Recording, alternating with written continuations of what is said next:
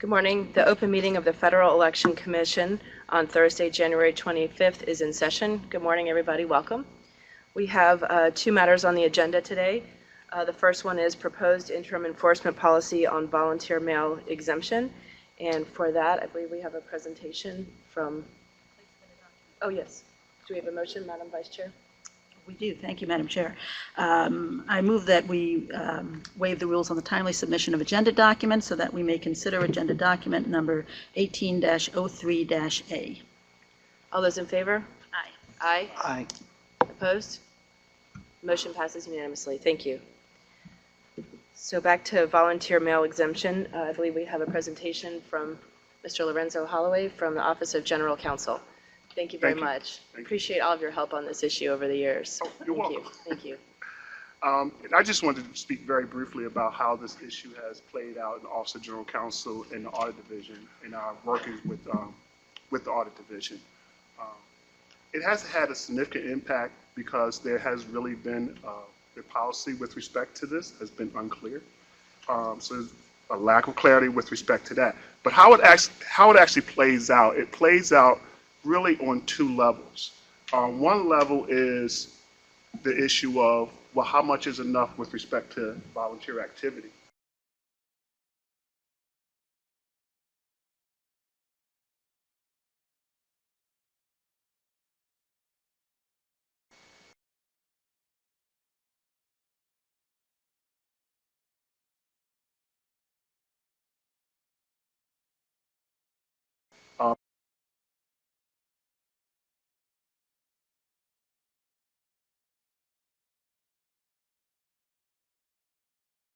Both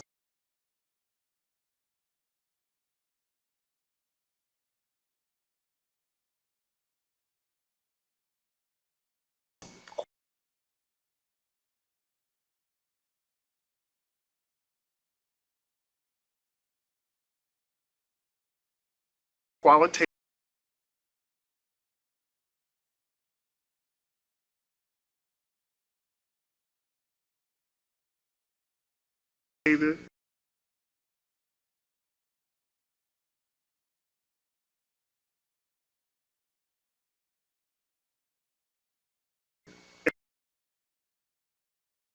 and quantitative.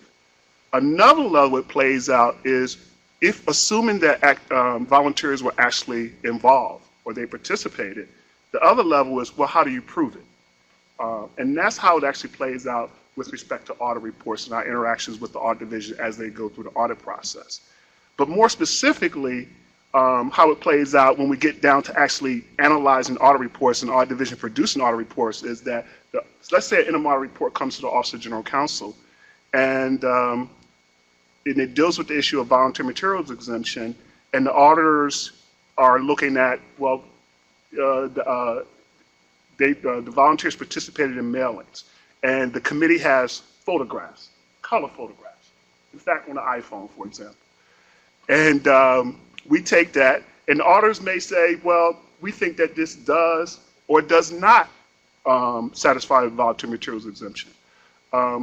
We can say that's interesting, but the problem is that we don't have a clear standard with respect to the volunteer materials exemption. So we don't know whether or not they meet the volunteer materials exemption, and we also don't know whether or not those color photographs should be sufficient in terms of proof of whether or not they actually meet it.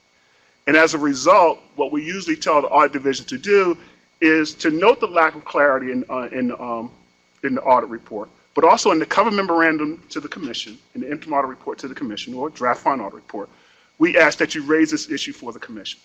And that's the way it actually plays out between the Audit Division and the Office of General Counsel. It has with respect to the current status. And this, I think there have been at least 13 audits where this has happened. Thank you very much. And just to clarify, you say you note on the cover memo that this is an issue, meaning you want to let the commissioners know that there's a lack of clarity, it's unclear. You know, OGC is understandably having a hard time knowing exactly how to apply this issue because the commissioners haven't given you the guidance that would be helpful to you in doing this issue, in analyzing this issue. That's correct. Okay. And that you also generally put the issue as a finding, meaning that the audited committee violated something. Is that correct? Right. The auditors will leave it as a finding, and then we will ask the auditors to raise it in the cover memorandum to the commission. Okay. Yes. And one of the reasons that we wanted to talk about this, and that I was very hopeful that we could try to get a policy that would garner 4 votes today, is because as you know, and as people who have studied the audits can see, oftentimes at least 3 commissioners will vote to move that finding to what we call other issues, which means that finding doesn't have 4 votes to support it, in part because of the lack of clarity on the policy. And so at the end of the day, there's no finding anyway. And so I was hoping, I'm still hoping, that we might be able to do something to prevent the auditors and your staff and OGC from spending a lot of time and energy looking at this issue, and having the audited committee, the public, spend a lot of time with the auditors trying to prove up all of this stuff at the end for it just to turn into nothing. And that's one of the reasons I appreciate your explaining the sort of how this manifests itself in an everyday situation, both for our staff here at the commission and for the public. So thank you for explaining that. Obviously, if we had a policy, it would make it a lot easier for everybody to know what to do. I'm glad we scheduled this meeting close to Groundhog Day. We're sort of celebrating early today, because this is an issue that's been coming up for literally the entire time that I've been here. And in my mind, the summary of it is we have a number of MERS on the record, that if anybody sits down and tries to cobble a rule together, it's really impossible. And we have some public comments to support that. We also have Mr. Holloway, who just said there's lack of clarity, it's unclear. It's one of those areas where even our staff, where there's a lot of unclear areas in this law, but they're able to come up with something that they can apply the law to. In this area, it's so unclear that we're not even really able to do it. So I think it's an anomaly in that sense. And I'm hoping that we could come up with a policy that provides guidance, as I said, both to our staff and to the public, and also to encourage volunteer participation. Even if we're not able to garner 4 votes today for a policy, which I don't believe we'll be able to, I think it's of some value after this many years to let the public know where the commissioners stand on this issue. And the 3 of us, Commissioner Peterson, Commissioner Goodman, and I, have put out a proposed interim policy. It's essentially the same one that we put out back in 2010. There are some minor edits to it, but it's essentially the same thing. And we also put it out again last summer. Many times we've talked about this.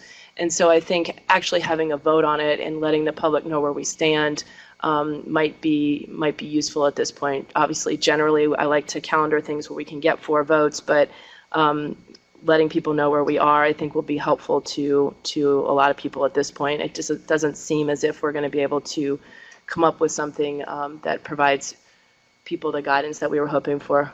Commissioner Peterson? Thank you, Madam Chair. First of all, let me just like to commend you for your effort to try to bring greater clarity to the question of when state and local parties and the mail programs that they sponsor may avail themselves of the volunteer materials exemption that's found in the Federal Election Campaign Act. I just had one quick follow-up question, Mr. Holloway. You mentioned that there were 13 audits. Yeah, we sent in 13 audits. Some are ongoing, some are closed. Okay. Right. And what's the time period? How far back? What sort of time frame are you referring to those audits? Well, I know it goes back to at least to the 2010 election cycle. It may go back, because I didn't do the actual research myself. I got a report the report just noted there were 13. But I know that it goes back to at least 2010. Okay. So this is something that's, as the chair pointed out, that we've grappled with for quite some time. We've had several MERs that have dealt with this issue, and whenever we have a MER or a matter under review, which is for those who are, listening over the internet or watching this proceeding, that those are the enforcement matters that the commission considers. And as the commission has dealt with the volunteer materials exemption in the case of volunteer mail programs by state and local parties, it often has come down to how many verbs are being cited by the parties.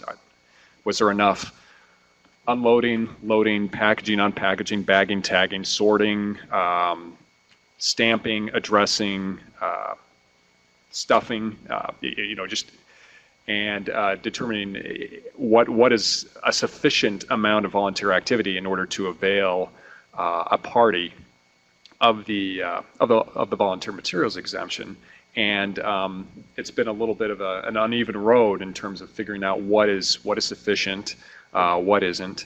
But I think what is important is to recall why this exemption was put into the Federal Election Campaign Act in the first place, and to and over the last couple of days, I've just been revisiting some of the legislative history that surrounded the 1979 amendments, which amended the act to include the volunteer materials exemption. And it was kind of an interesting trip down memory lane. There was a Senate Rules Committee hearing in the summer of 1979. Then Chairman Robert Tiernan, chairman of the FEC, spoke about this and other issues that the commission was recommending that there be changes on. And with respect to the issue that we're discussing today, this is what he said. He said, unfortunately, the FEC has had, or is perceived to have had, some unforeseen effects on party and grassroots political activity. In particular, such activity as spontaneous, local volunteer efforts should be encouraged, since it is the essence of healthy election campaigning. Changes in the statute are vitally needed to permit state and local party committees adequate flexibility for vigorous campaign activity. The FEC's legislative recommendations suggest a number of improvements in this regard, such as, then he listed, local and subordinate committees of a state party committee should be permitted to distribute materials normally associated with volunteer activities without having such expenses count towards the expenditure limitations of that candidate. There was also a statement by a man named Morley, it was either Winograd or Winograd, who was the president of the Association of State Democratic Chairpersons. And this is what he had to say. He said, most political party committees are not sophisticated organizations, but are loose associations of individuals who willingly give their spare time to engage in our nation's political life. And as every candidate knows, it is from these individuals, primarily volunteers, that our political system draws its vitality. To the extent reporting and record-keeping requirements deter volunteer participation in federal elections, our political system suffers. We would like to recommend the changes that the draft bill proposes to encourage volunteer activity, and to the extent the law encourages volunteer activity, we would consider it a success no matter what else happens. It is the politics of party, the politics of coalition and accommodations, which is our nation's best defense against the divisiveness of special interest politics. These amendments will encourage a better relationship between our political parties and their candidates, and between our parties and their members. As the draft document that we're considering today acknowledges, the technology by which mail is produced and addressed has changed significantly in the 4 decades, or nearly 4 decades, since the 1979 amendments. Nevertheless, the purpose that underlined the 1979 amendments remains as relevant as ever. And I would say, especially in this era when outside spending has weakened the relative strength of position of our political parties, and especially our state and local political parties in our electoral system. We need more, not less, grassroots participation at the state and local level, and thus I think maintaining incentives for state and local parties to be able to involve volunteers remains as important as ever, and I think is essential to maintaining the health and vitality of our state and local parties. So I think that this document does a good job at, and it is certainly an effort, and it may not be a successful effort today, but hopefully at least it continues the discussion that we're having here at the Commission to provide clarity as to when a party may avail themselves of this important exemption. And mail programs, my colleague Commissioner Goodman, who's actually represented state and local parties to a great extent in his professional career, but the mail programs are some of the most important programs that a state and local party carries out in our federal electoral system. And so, again, maintaining the incentives to involve to involve volunteers in that effort, I think is essential. And I think providing clear guidance is essential as well, so that they know, so that parties will know what level of involvement will allow them to avail themselves of that exemption. And as we said earlier, we'll also have the benefit of our own audit division, our own Office of General Counsel, have a clearer understanding about what the proper standard is for applying the volunteer materials exemption in the matters that they have to consider here in the building. So again, I commend you for the efforts that you've made to bring this to the forefront. I hope that we can find and perhaps find some common ground, because I think this is important not only as an internal operational matter, but it certainly is important for the health and strength of our democratic process in our country. Thank you, Commissioner Peterson, for that helpful explanation of the history and the purpose of the exemption. Madam Vice Chair. Thank you, Madam Chair. Those are lovely sentiments, but I want to go back to the statute. I mean, it's fine to look at the legislative history, but then let's look at the words they actually enacted at the same time that they were writing that. What they wrote was, the payment by a state or local committee of a political party of the costs of campaign materials, such as pins, bumper stickers, handbills, brochures, posters, party tabloids, and yard signs, used by such committee in connection with volunteer activities on behalf of nominees of such party, would be exempt, provided, next paragraph, provided, such payments are not for the cost of campaign materials or activities used in connection with any broadcasting, newspaper, magazine, billboard, direct mail, or similar type of general public communication or political advertising. That's what they said. They said it wasn't supposed to cover direct mail. And we have in front of us a policy that purports to interpret that language by adopting a mail exemption. And whatever we think about how important it is to have volunteers working at the grassroots, I don't see how any of this is consistent with the words of the statute. And I could, get into the weeds, and, if you want to go there, we can, of particular issues that I have with the policy. But the fundamental problem is that I think the whole concept is inconsistent with the words of the statute that were adopted. I mean, the legislative history doesn't preempt the words of the statute. That's what we have to interpret. And there has to be a gray area there. There has to be some ambiguity that we're interpreting. This goes beyond what I would call the Princess Bride test. These words don't mean what you think they mean. The words actually mean the opposite of what the policy says.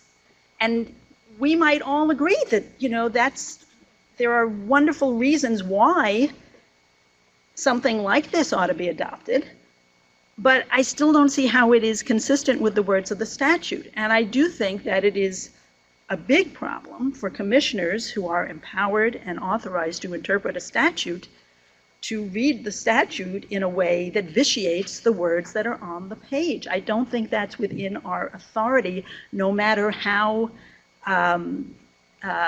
laudatory anybody's goals are in trying to do that. I mean, Congress could clearly change the words of the statute, but those are the words that are in front of us now. I mean, and the kind of mail that is coming up over and over again is a mass mailing. It is plainly the type of general public communication or political advertising that was exactly what the statute was talking about back then. Now, maybe if you had a mailing party, an old-fashioned mailing party, where you have 20 volunteers sitting around in a room stuffing envelopes and putting the address labels on and then hand carrying it to the post office so that the entire activity is a volunteer activity, maybe you could make an argument for that. But what's happening is these are commercial operations, because it doesn't make sense to do mail any other way anymore.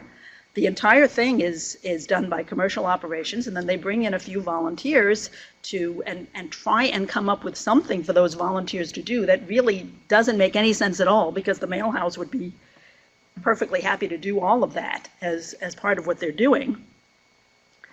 And it is not, it can't be in any way considered this as being distributed by the volunteers. It's being distributed by the Postal Service. It's, I think, the kinds of activities that lend themselves to the way the words are written on the page is if you have volunteers going door to door, standing on street corners, manning booths at county fairs. They want to have something to hand out to people to remind people of who they are and what they were talking about and who the candidates were. That makes perfect sense.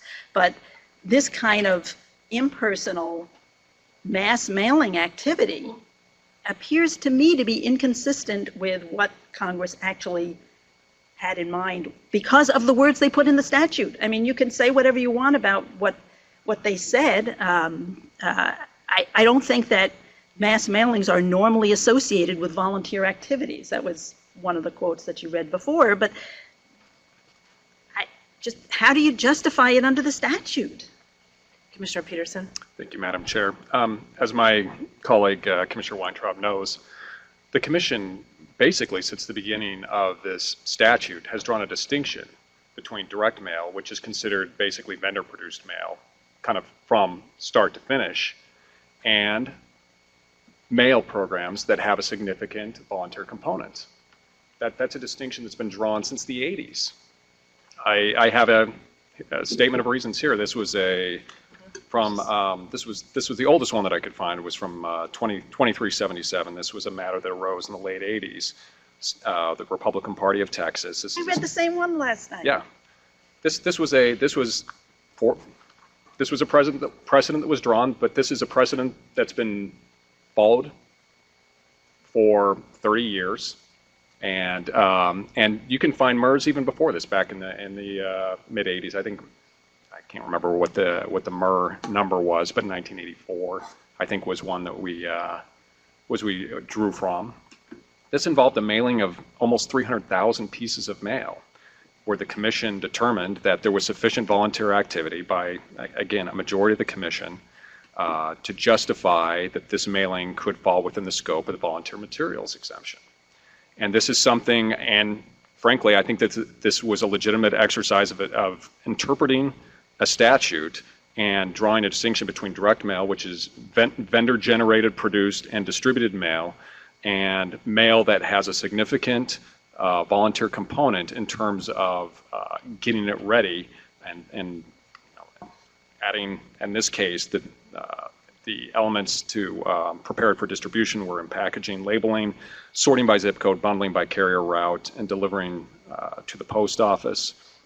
And like I said, this wasn't an outlier. This is decades long of precedent. And you talked about distribution of materials by volunteers. That's not a term that's actually in the statute. That is a term that the Commission added in its regulations in terms of implementing the statute, but it's not a statutory term. And as a long line of Supreme Court precedent holds, that an administrative agency's interpretation of its own rules is entitled to deference, unless it is plainly erroneous. And so this is that is a regulatory term that we have to interpret. And again, the Commission has interpreted that for 3 to 4 decades. And it's only within the last, it was around the time when I came to the Commission, there were a number of matters where we, if I recall, we still found, at least on a few instances, that there was sufficient volunteer activity to allow parties to avail themselves, or there were at least some heckler dismissals along the way to dismiss allegations that there wasn't sufficient volunteer activity. So this was something that we've continued to apply in the time that we've been here. And I think that, I agree, we've got to follow the statute, but the statute doesn't define what direct mail means. And this agency had to take that term and draw distinctions, has drawn distinctions, and those distinctions have longstanding force in this agency. And frankly, hundreds of parties, state and local parties around this country, have relied upon those precedents for decades. And for us to now announce that we are going to no longer give force to those precedents, I think that might have some definite legal problems. But at a minimum, I don't think that's the way that I don't think that would be the best way in order for an administrative agency to carry out and enforce and interpret its statutes, to take such a kind of a U-turn from where it's from how it's interpreted a law for a long-standing period of time. So I think that there's nothing illegitimate about the way that the Commission has interpreted this provision over those decades. And I think that if there's a sense that this policy that's being proposed doesn't require enough volunteer activity, and that maybe there should be greater evidence that is provided by parties in order to avail themselves, whether or not there is a greater extent of activities that needs to be undertaken. I think that's, I would hope that maybe we could move forward on that discussion. To say that mail as a class of communications is off the table, I think flies in the face of how this agency has treated mail for almost four decades.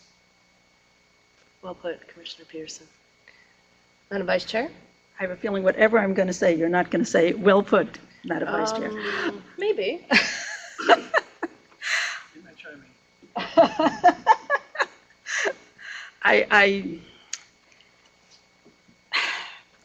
I think what the argument comes down to, though, is basically the Commission has been, commissioners for 3 or 4 decades have been ignoring the words of the statute, and so we should continue to ignore the words of the statute. And the way this came up, and listen, I'm willing to own some share of the blame on this. This policy was created before I got here, and there were some cases when I got here that I went along with, and then finally in 2009 there was a case where I certainly thought, and I think I was not the only one, that the volunteer activity that I think it was the Utah State Republican Party was doing was so minimal.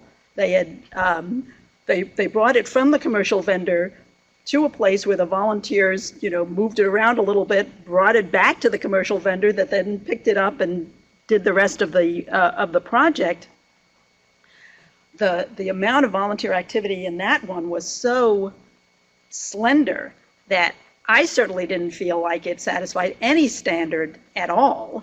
And at the same time, recognizing that for years and years and years, the Commission had been just making this standard weaker and weaker and weaker, I didn't feel like I could ding them for it. I said, well, I'm not going to single out this one as the one we're going to try and penalize and exact some penalty from, but that doesn't mean that what they're doing is okay and consistent with the statute. And that's when we started to try to come up with a policy. And I think there was perhaps a real misunderstanding amongst commissioners as to what that policy was going to say.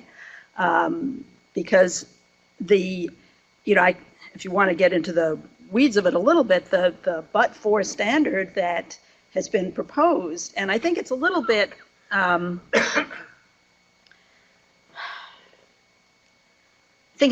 inaccurate the way the policy suggests that the but-for standard has been employed by the Commission in the past.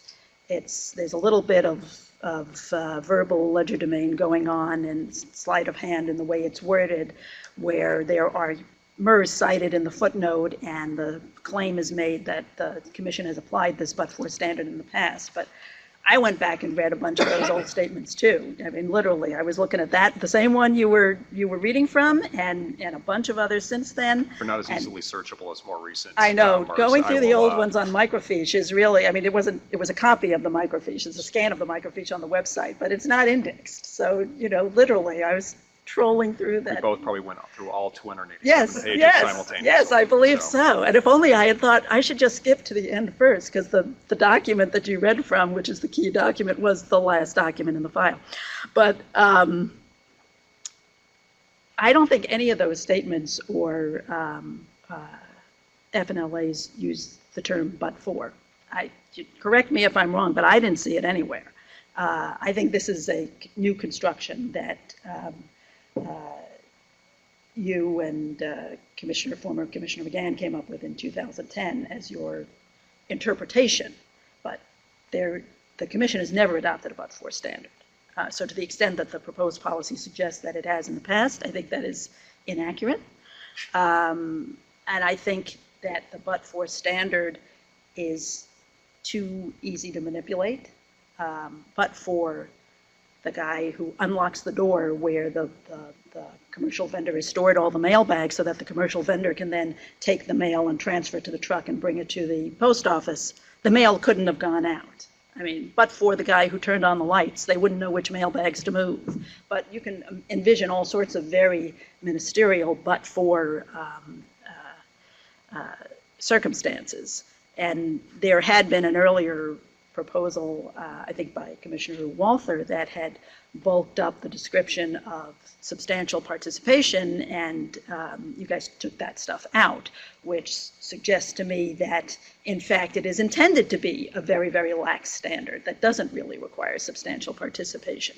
If you do any one of these things, it will satisfy the standard. So to the extent that you are suggesting that this policy codifies some standard that the committee has adopted before, I think that's inaccurate. To the extent that you're suggesting that it codifies a standard that would guarantee substantial volunteer participation, I think that it doesn't. And I think that what has happened is that the entire purpose of this, I believe, was supposed to be to provide materials that would be used by the volunteers, and the focus would be on the volunteers being active in party politics and at the grassroots level and in communicating with voters. And instead, the whole thing's been turned on its head so that the materials are produced commercially, the volunteer participation is minimal, and the volunteers are hauled in to do something that is completely unnecessary, only so that the party can claim the benefit of the volunteer exemption, which, and that this is what's really going on. The parties like it because it enables them to put out a bunch of mail and not have it be subject to the ordinary coordinated spending limit that they would have with their party committees. And, again, Congress could rewrite this. Congress could, there's been a lot of talk in Congress about the coordinated spending limit and whether it should be raised or perhaps obliterated. And Congress could plainly do that. But that's what that's what the party committees really like about this. It's free mail for them. I mean, it's not free, they have to pay for it, but it doesn't count against what would otherwise be a spending limit. And that is what is driving the use of this provision, not some desire to get more people involved at the grassroots level and to employ them in some meaningful way that's going to get them excited about party politics. I can't think of anything less likely to do that than saying, here, we want you to sit in a room and bundle mail for us, as opposed to printing up materials that volunteers can use when they are out in the community trying to talk to voters. I mean, that's where you really want to encourage volunteer activity, out there talking to voters, not sitting in a room behind closed doors, moving bundles around so that you can get more out of your coordinated spending limit. But, so substantively, I have a lot of problems with the policy that's in front of us, even in terms of what you say you're trying to accomplish, but it's still, going back again, the fact that the Commission has, for perhaps decades, been interpreting, coming up with interpretations of the law that are, I think, fundamentally inconsistent of the law, does not preclude us from sitting here and saying, you know what? Commissioners have been getting this wrong for years, maybe for decades, and we do have an obligation to stick to the statute. And I don't see how this does that. And as I said, I think there's a real problem with commissioners and the fact that it's never been challenged. And there's no problem with us changing the policy prospectively. I agree with you. It would be a problem to suddenly switch it up in the course of an enforcement action and say, we've never penalized anybody for this before, but you are going to be the guy that we're going to penalize. That's why I agreed with you guys in that Utah case. But to announce prospectively, you know what? The commission is going to interpret the law the way it's written, and it doesn't seem to allow for commercial mailing operations where you bring in a couple of volunteers and give them a pizza and have them do some ministerial act here. There's absolutely no legal problem with us doing it in that fashion.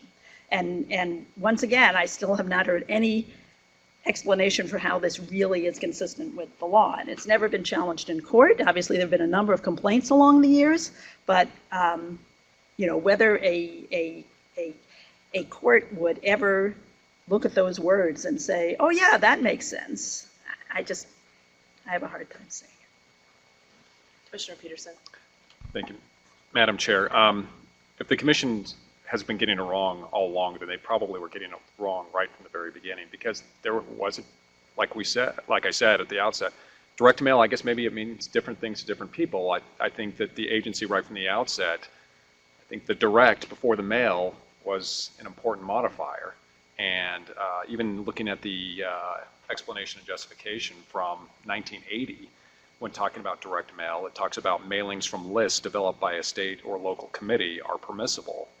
And later on, talking about subsection B16 follows 2 USC 431-8BXI, and in addition incorporates the definition of direct mail from the House report that was at issue. And it talks about a mailing by a candidate from a list of contributors to his or her campaign, a list of individuals who had volunteered to work for his or her campaign, or other types of lists developed by the candidate would not be considered direct mail. So it seems from the outset that there was some effort and understanding and maybe being closer in time to what the authors of this provision had in mind was helpful. But it seems clear from the outset that there was a distinction being drawn between direct mail and other types of mail, and that distinction appears to have been followed for 40 years. Now, maybe they got it wrong at the outset, but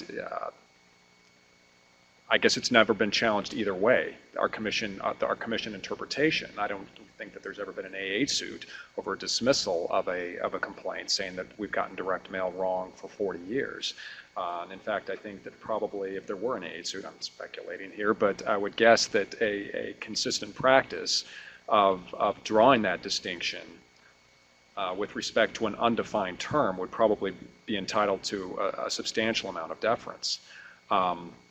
So I guess there's a big picture issue about whether or not we might be able to find some common ground going forward, is whether or not we can even agree that direct mail and mail that involves a substantial volunteer component, that's a distinction that's a legitimate distinction to draw.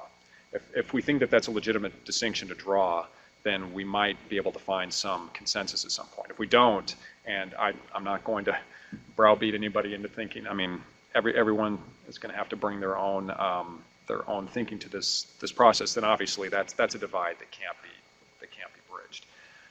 If it is a distinction that others think is legitimate, then I'm certainly open to considering what we think is what should be the quantum of involvement that is necessary to avail themselves of this exemption. I would agree that I don't think the but-for language has probably been in past statements of reasons. And I think that the effort was trying to maybe distill what was being said in prior statements of reasons. Maybe it was successful, maybe it was not. But it's an effort. I think that the primary purpose underlying the effort here is to have there be a standard that is readily knowable by state and local parties, that's readily knowable by our own audit division and Office of General Counsel, so that it's not a guessing game. I think there was an effort to try to say if you meet certain certain activities, whether it's that it really needs to be controlled by volunteers from the moment that you receive a mail piece from a vendor until it goes to the post office, whether or not 5 or 6 of them are necessary to meet.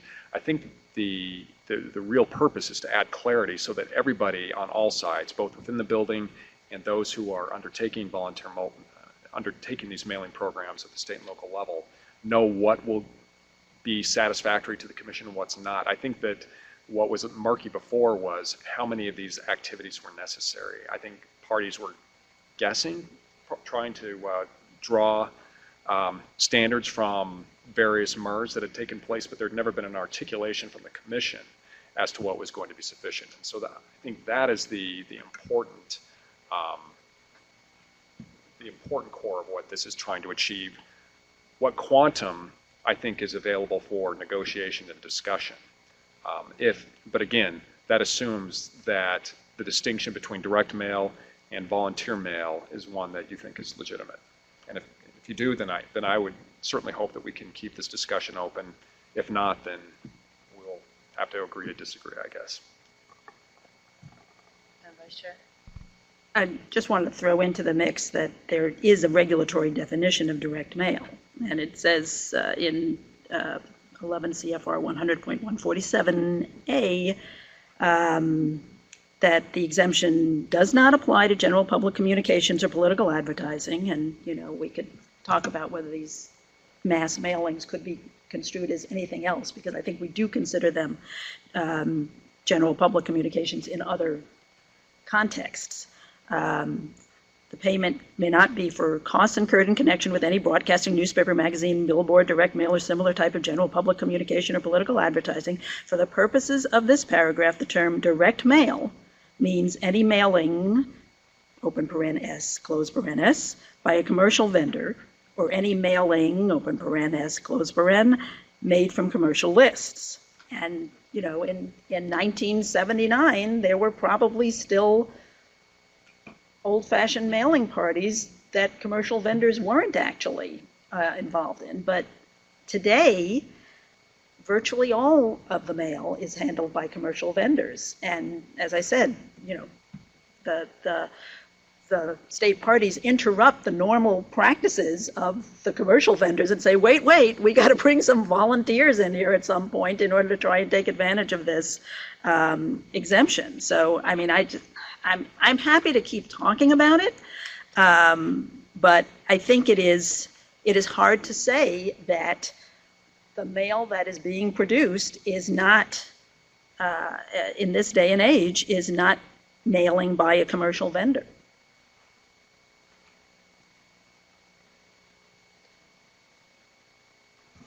Yes. Commissioner Goodman? If we're discussing, first, let me just say that, I obviously associate myself with the opinions here of Commissioner Peterson.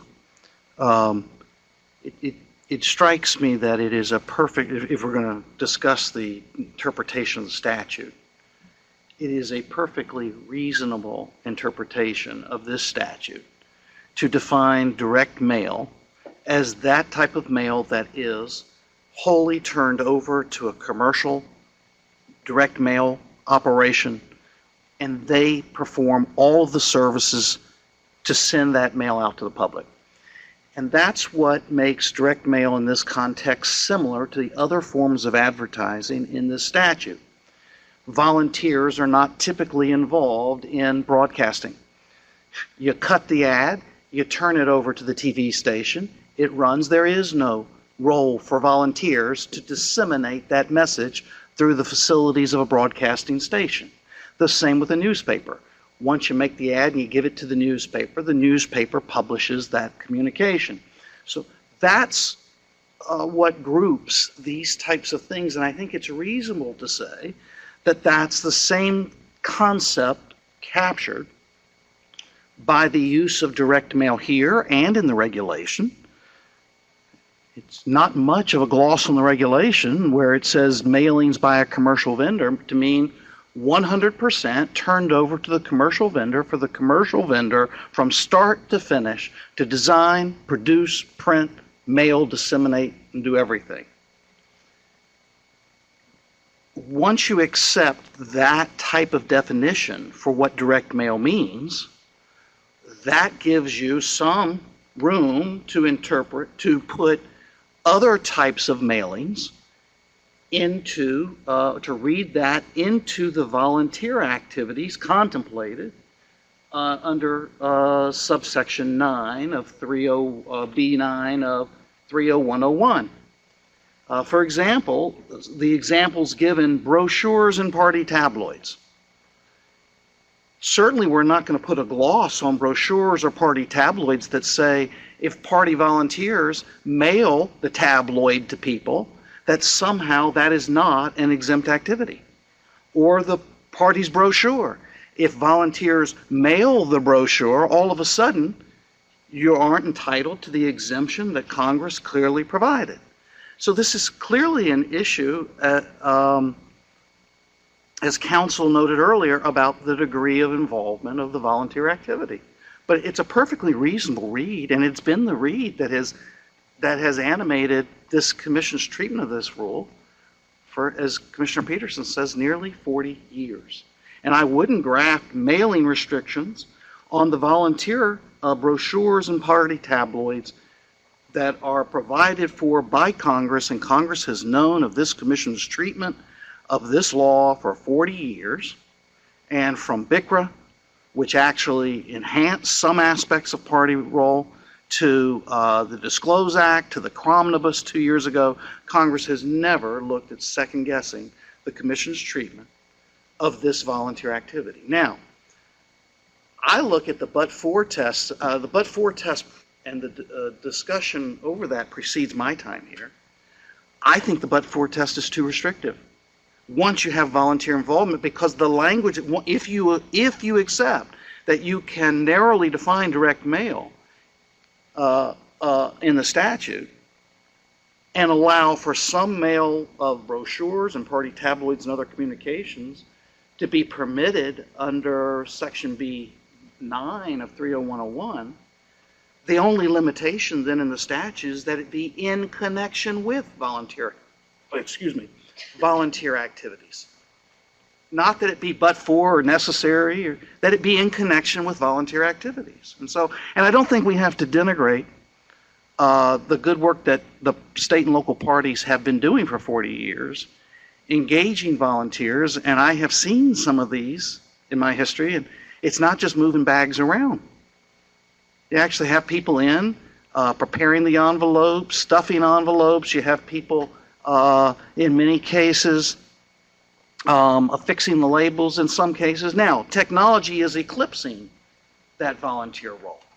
But just because the party can avail itself of new technologies doesn't mean that we remove the volunteer exemption when volunteers are engaged with the technology that helps produce the direct mail that they are going to deliver to the U.S. Postal Service and mail out to people. And finally, I'll just close that is the technical, statutory, and regulatory read that I come to in this. Needless to say, it is somewhat informed by the First Amendment and policy issues at stake here, which is that we want to encourage and strengthen state and local political parties, and this is one area of great utility and a significant role that they have played for 40 years, and it continues to bring utility to state parties, which are good democratic grassroots institutions in our democratic process. And so if under the terms of the U.S. Court of Appeals for the District of Columbia, it is our job to interpret this and consider First Amendment principles at stake in how we interpret this, I would certainly consider those realities and the role of state parties and bring that to bear in how I draw these distinctions. Madam Vice Chair. I realize we're reaching the point of diminishing utility, but I just want to respond to one small aspect of that, because I appreciate your engaging with me on the statute. I really do.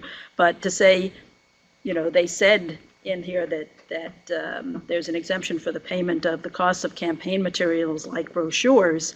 Clearly, they couldn't have meant that the volunteer can't mail the brochure. Well, the very next sentence says, provided that the payments are not for the cost of direct mail. So I don't think it's clear at all. Now, if the volunteer is sitting there and literally, as you say, stuffing the envelope with the brochure and mailing it, maybe, but that's not the way anybody does it anymore. I mean, nobody's stuffing envelopes anymore, unless it's a really, really, really small campaign. I don't think state party organizations are stuffing envelopes anymore. Have you ever worked on one of these mailing operations, the volunteer mail? I am not. Okay. Because some of us have, and we've talked about this before, and know, as Commissioner Goodman said, that these things really do happen. And I just keep wondering, if you're the counsel to one of these state parties, and the party executive director calls you up and says, hey, we want to do a volunteer mail program, what are the requirements? And the lawyer says, well, let me get right back to you. And then he goes back and reads all this microfiche you guys are talking about, or he tries to read the campaign guide. They shouldn't have to do that.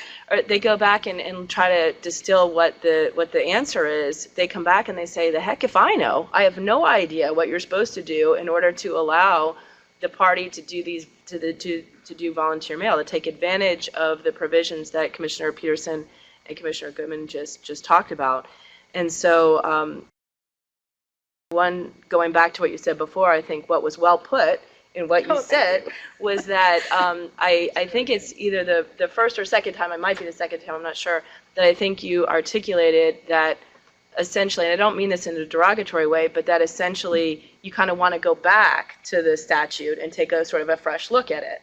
And you're right that that's different than some of the statements that you've signed off on in the past, including the Missouri Democratic State Committee in I think this is 2007, a statement signed by Bob Lenhart, Dave Mason, Hans von Spakowski, and yourself, where you sign off on the Missouri Democrat Party not doing a whole lot. I can read it, but it's not, I think from your perspective, based on what you've said today, I don't think you would think it was substantial. And so minds change and all that sort of thing. But it seemed like you were saying, and correct me if I'm wrong, that in the context of the MERS, the enforcement matters, at the end of the day, you don't want to ding someone who didn't really know what the law is, but what to do. So that puts them in an obviously, very precarious position of trying to figure out on the front end how to advise the state parties. And the national parties are in the same, predicament, because they're getting calls all the time from the state parties saying, what do you mean you don't know what we're supposed to do? And I think I've mentioned before, I was on a team from the RNC where we went around to different state parties and tried to teach them campaign finance law and try to explain to them what they were supposed to do. And this was part of the component even back then. I remember laughing, you're kidding me, you're supposed to ride on the mail truck. At the time, the RNC was telling people to ride on the mail truck, which just is crazy to me. I know they don't do that anymore, but this has a sort of a long, sordid history, and it seems as if you at least want to go back to the beginning and sort of revisit some of the previous interpretations. And that's at least somewhat newsworthy from my perspective. I don't know if you've said it before in an open meeting. Like I said, it might have been the second time, but that it's either the first or second time from my perspective. Going back to what Commissioner Walther, and so I'm not sure, happy to talk in the future, but I'm not sure along the lines of what Commissioner Peterson said, if there's such a vast departure on the interpretation of the statute itself and whether or not it's even possible for direct mail to be something other than a vendor-produced mail, if there's a possibility of having a volunteer component. I don't think we're going to be able to come up with an agreement. Happy to try, always, as I told you a couple of weeks ago, but I think your interpretation as it stands now, it basically reads the volunteer mail exemption out of the statute, which is what I told you a few weeks ago when we had this same conversation in my office a couple weeks ago. You may or may not disagree with that, but I think that's essentially what you're doing. It seems as if, and I certainly don't want to put words in his mouth, but it seems as if Commissioner Walther, based on what he put out in July this past summer, at least is willing to entertain the notion that there may be enough involvement to qualify a mail for the volunteer mail exemption. And specifically, the reason why we weren't in favor of the policy that he proposed was he goes through this essentially the same 4 bullets that we have in our policy, but at the end of it, his sentence is, each of these examples of volunteer activity will be considered by the Commission in its determination of whether or not there has been substantial volunteer involvement in order to satisfy the distribution by volunteers aspect of the volunteer mail exemption. And then he says you can do other stuff too. This list isn't determinative or exhaustive. So the way, and again, don't mean this to be derogatory, but the way that we read this was, you can do some of the stuff we propose to you, but even if you do it, it may not be enough because we may want to, we're not really sure. We'll consider it basically, and that's the way we read it. Maybe I'm reading it wrong, but we read it as you can do some of these things, but it may not be enough. And we were going for something that was far more definitive. If someone wants to come up with a list of substantial volunteer involvement that if people are able to actually do with some clarity, maybe you have to have more than 1 bullet or something like that, we're willing to consider that. As I said earlier, I think there is some utility on voting today, but that doesn't mean that we're not willing and able to talk at any moment, including this afternoon.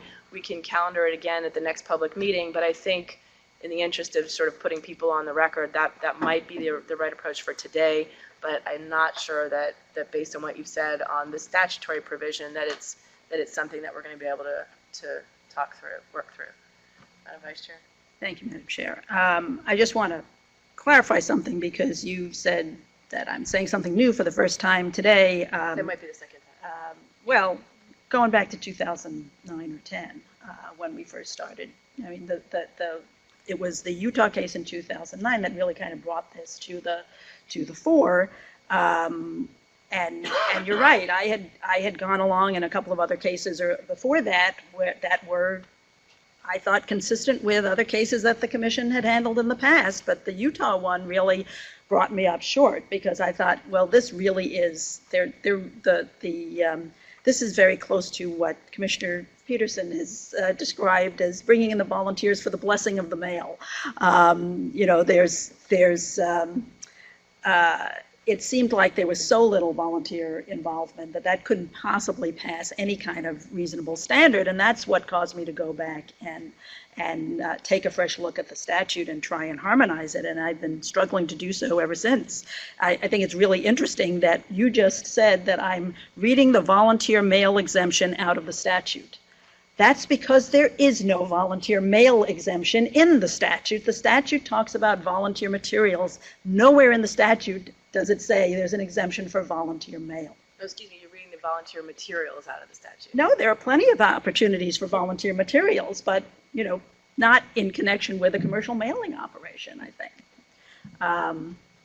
So, just wanted to, I just think that's informative that, you've got it so ingrained in your head that that's the way you talk about it. You talk about the volunteer mail exemption all the time. That's not what the statute says. That's how the state parties talk about it. That's how they've been doing it for years. It's been going on since the late 70s, 80s. I mean, that's just how people talk about it. I hate to break it to you. That's how it goes down on the street. I mean, that's fine, but it's not what the statute says.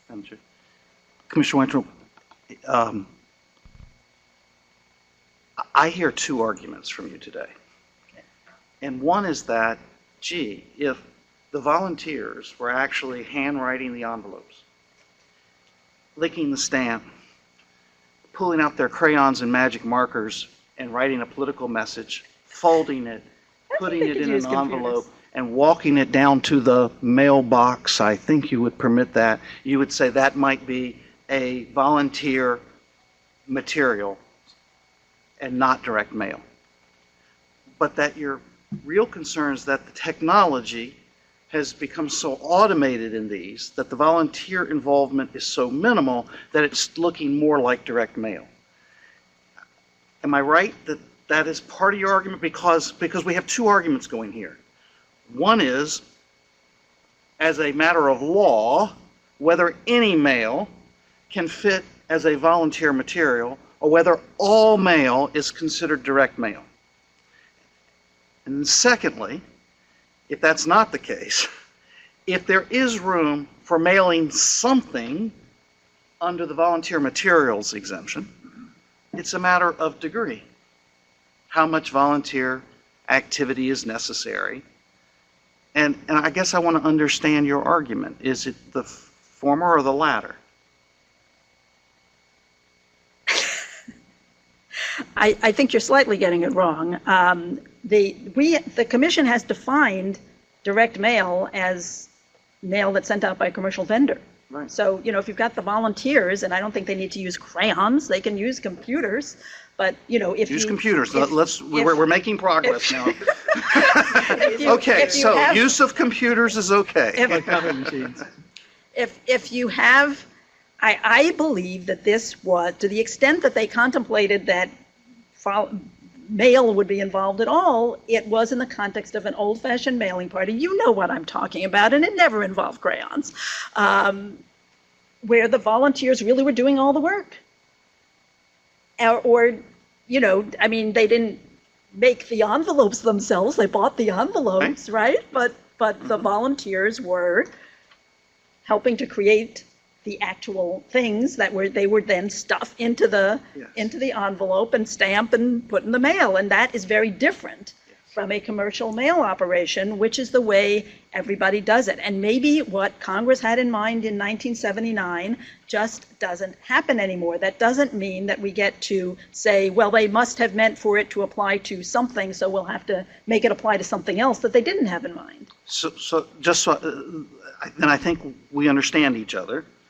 It's the degree of volunteer activity that concerns you. And you're concerned that with modern technologies and the use of outside vendors to assist in the volunteer activity, more of these are in what you conceive of direct mail under Section 301B9, Subpart 1. What the regulation says is direct mail. Right. If it's done by the commercial vendor, solely by the commercial vendor. My point is we are left with this, and you said it earlier, it's not clear at all. We are left with an interpretive problem. How much volunteer activity is sufficient to fall within the volunteer materials exemption, and how much begins to look more like a definition that this commission has given to direct mail in its regulation. And so we are in an interpretive activity right now. We are interpreting the act, but that's a far cry from where we started this discussion, which is to say the statute doesn't allow this. So I feel quite comfortable that so long as it is in connection with volunteer activities, that it is not direct mail under the statute. It is not being turned over and controlled from start to finish by a commercial vendor, just like you would commercial broadcast advertising, newspaper advertising, and billboards, where there is no role for volunteers. Where there is a role for volunteers, that I think we're well within our rights to interpret that as not being direct mail, as we have for 40 years, and now we're merely discussing how much volunteer activity is necessary. And that's a very different debate we're having than that the statute doesn't permit this in the first instance. Madam Vice Chair? I don't want you putting words in my mouth, because what I said was I'm looking both to the statute and to the regulation, which defines direct mail as mail that is, I forget the verb that's used in the regulation, produced or distributed by, hang on, let me get it. Direct mail means any mailings by, actually, there is no verb, any mailings by a commercial vendor or any mailings made from commercial lists. So it's not clear to me that there is any way that volunteers, I mean, let's put it this way. I haven't seen a case, certainly not recently, and I don't want to say make any overbroad statements because I don't have every single case in my head, but as I think about the cases now, I can't think of any that didn't involve a commercial vendor in a way that the regulations appear to say makes it ineligible for the exemption. So I don't think that we're talking about, and you know, when you start talking about degree and 100%, I mean, I suppose we could get into a debate over whether volunteers could so substantially participate in what is otherwise a commercial operation that it would make it not mailings by a commercial vendor. But it's a little bit hard for me to contemplate that, and I don't think that is certainly not the norm of what we see. You know, if you're saying, well, it's not 100% done by a commercial vendor because 2% of the work was done by volunteers, that for sure is not going to do it for me. Okay. I think we've made some progress at least. This is not precluded by the statute. It is interpretive, and now we're discussing degree of volunteer involvement. You just said we would look at percentages, for example. No, but I think you're looking at percentages. I thought you just said that 2% wouldn't be enough. And so I infer from that 80% would be enough. But let me ask you. Don't make that inference. Let me ask you this. What happens if the state party, rather than hiring an outside vendor, takes in a direct mail operation in-house and the party owns it, operates, and runs it? Then you bring in volunteers to engage in the same 2% of activity.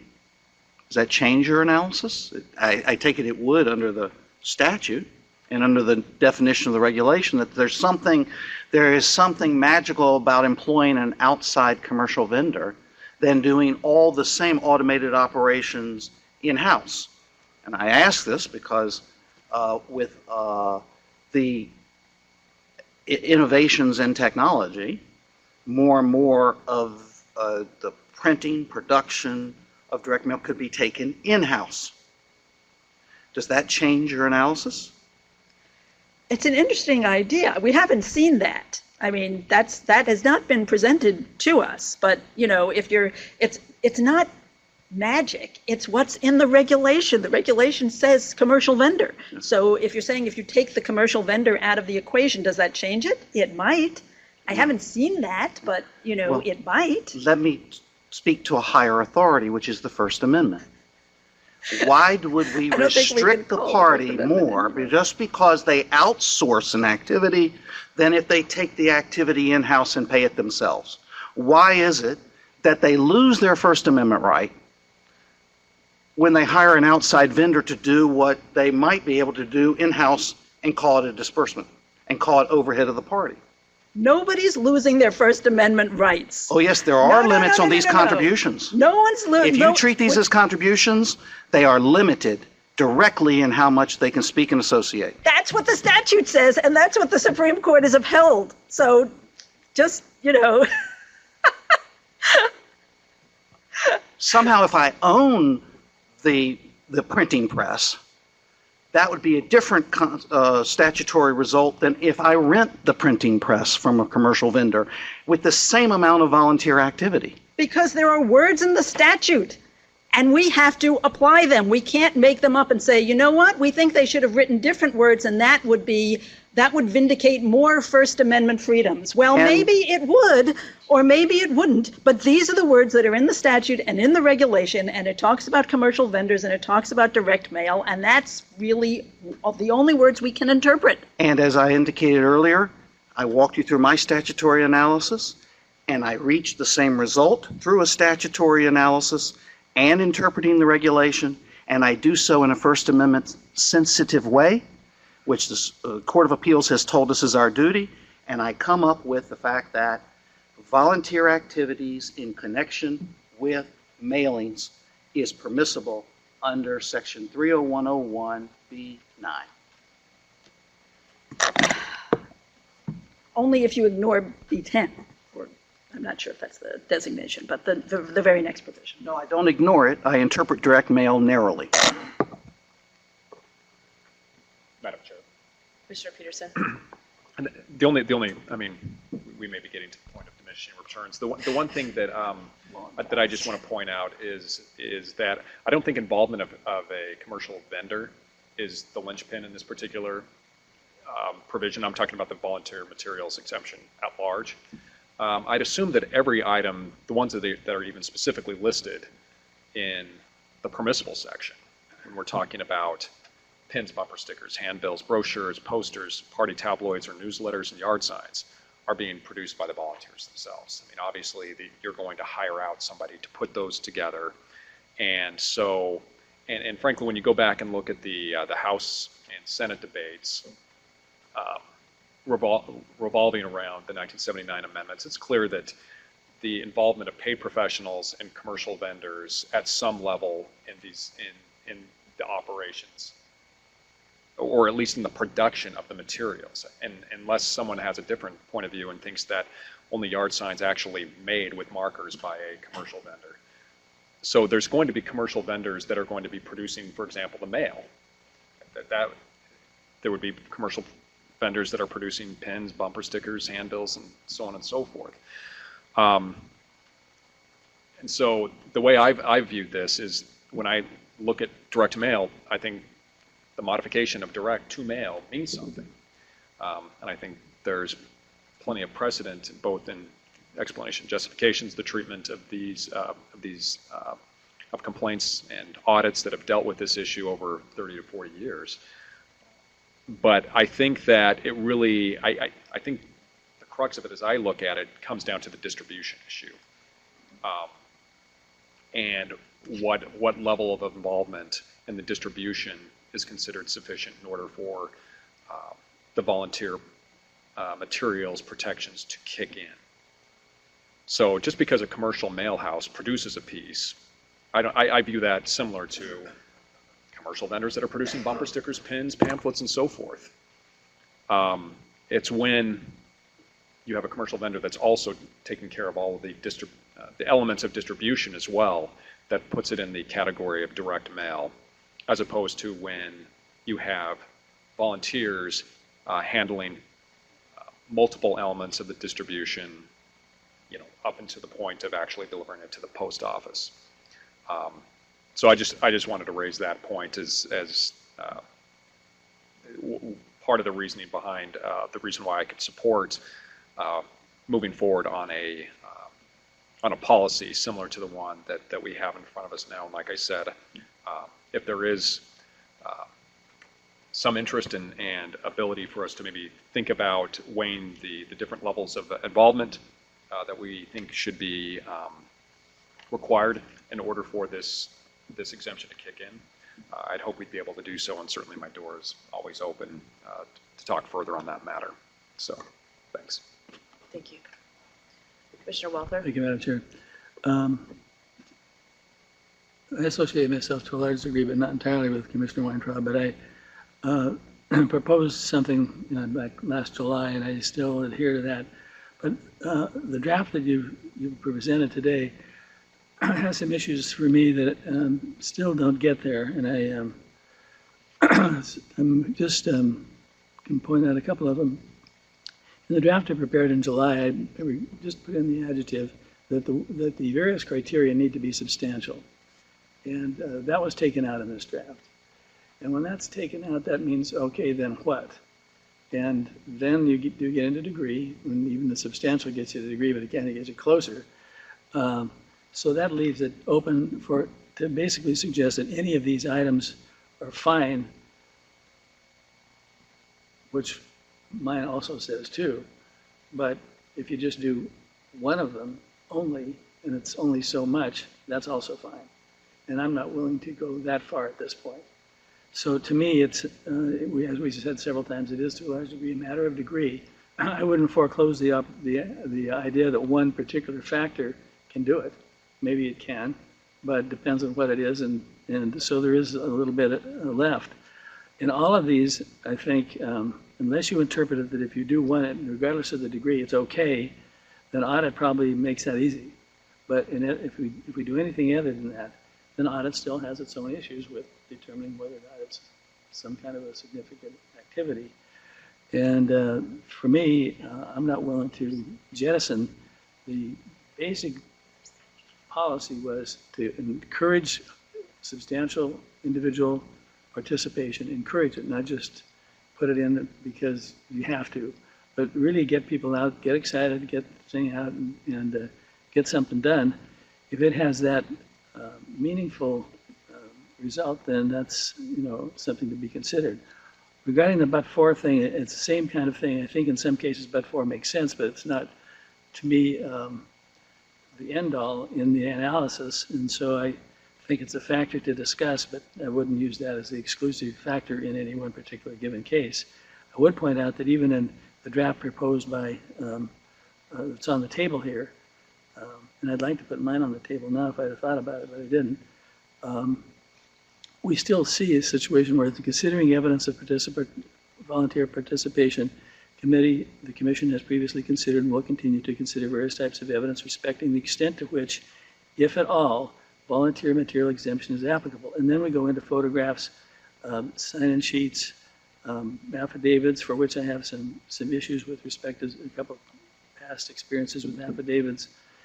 I'm not sure that they solve the problem for audit if we're talking about those particular activities anyhow. So I think there's a number of factors that probably can be worked through, but I still think we can't eliminate the requirement that it has to be configured such a way that it's anything other than significant or substantial. Anyhow, I'm not able, like I say, to support this draft, but I'm willing to keep cranking away. And I think this discussion was good.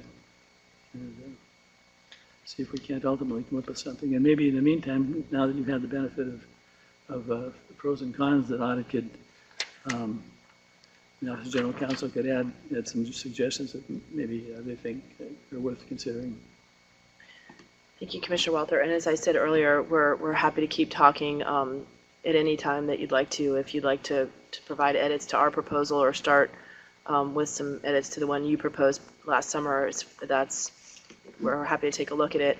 As I've told you before, one of the issues with just throwing out there substantial volunteer involvement, one of the issues that we had with your policy over the summer is that wasn't really defined in a way that people could objectively know what you meant by that.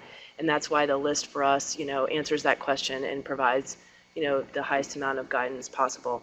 But as doors are always open, we're happy to talk in the future. I think this conversation was very helpful, and we better understand where we are on this issue. And maybe potentially someday in the future we can work it out. But for now, we'll at least know where people stand. And I'm sure Lorenzo's thinking it's all solved for me now. I know exactly what to do when I go back to working with the audit division this afternoon. You're ready to go. Thanks again for all your help on this issue. Is there a motion? Madam Chair. Commissioner Peterson. Thank you, Madam Chair. I'd move approval of agenda document number 18-03-A, which is the proposed interim enforcement policy on volunteer mail exemption. Thank you. Any discussion on the motion? All those in favor? Aye. Aye. Opposed? No? No. Motion fails. Commissioner Goodman, Commissioner Peterson, and I vote to approve, and the Vice Chair and Commissioner Walther voted no. Thank you. Thank you very much. Appreciate it.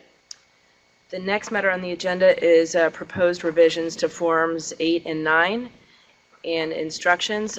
Since this matter was put on the public meeting agenda, commissioners have since changed their votes to approve both Forms 8 and 9, but I think it would still be useful to hear from Mr. Bloom from the Office of General Counsel, just giving a sense, letting the public know what the forms are. Thank you very much. Thank you, Madam Chair. Agenda document 18-02-A presents for Commission consideration proposed revisions to FEC Forms 8 and 9. Form 8 is used by terminating political committees to submit debt settlement plans for Commission review. Form 9 is used to disclose disbursements for electioneering communications and must be filed within 24 hours of the electioneering communications disbursement. The revisions are proposed by an interdisciplinary FEC Forms Committee consisting of staff from multiple FEC offices. The proposed revisions to Form 8 are intended to elicit additional information from terminating committees that Commission regulations require, including information that the regulations require the Commission to consider when evaluating a debt settlement plan. The proposed revisions to Form 9 would update that form by removing references to terms and regulatory provisions that have been rendered obsolete by the Supreme Court's Citizens United decision. Finally, we have also proposed corresponding revisions to the instructions for completing the two forms. I'd be happy to answer any questions. Thank you. Appreciate the presentation and all the work that you've put into this over the past few years. Thank you.